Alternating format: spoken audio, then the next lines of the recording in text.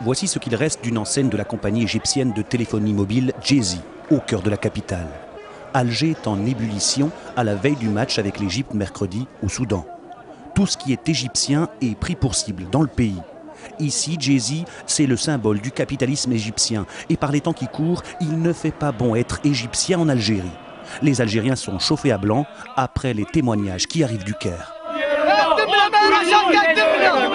Aéroport d'Alger, c'est la bousculade.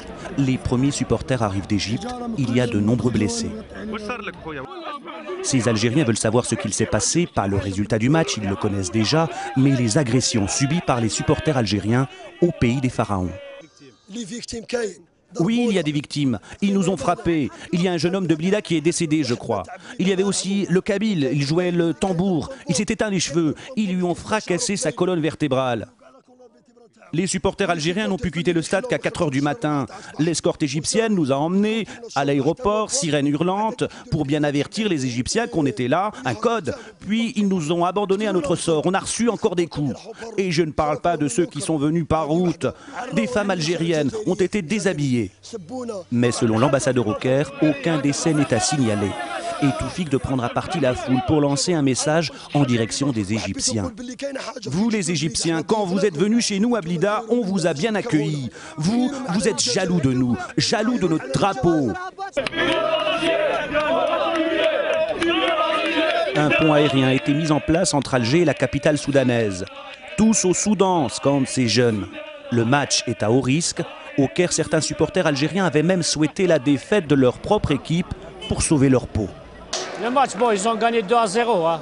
Heureusement qu'ils ont gagné peut-être, hein, parce que sinon, on ne serait pas vivants. Les 3500, les 4000 supporters qui étaient au stade algérien, sur les 90 000 Égyptiens qui sont rentrés gratuitement, on ne serait pas vivants. Quartier de Bab el Oued, à Alger. Les rues sont en vert et rouge, couleur du drapeau national. Un nationalisme footballistique du jamais vu dans le pays. Après l'agression de l'équipe nationale à coups de pierre par des ultras égyptiens, la tension est montée. C'est aussi l'illustration de la place du football chez les Algériens. Il y a 35 millions de supporters et tout le monde est derrière son équipe. On n'a jamais vu ça. La dernière fois, c'était pour Algérie-Allemagne en 82. Et je crois que l'histoire va se recréer. 24 ans que l'Algérie attend cela, rejouer en Coupe du Monde.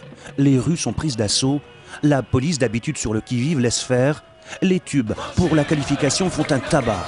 Sur la route qui mène à l'Afrique du Sud en 2010, l'étape de Khartoum est décisive.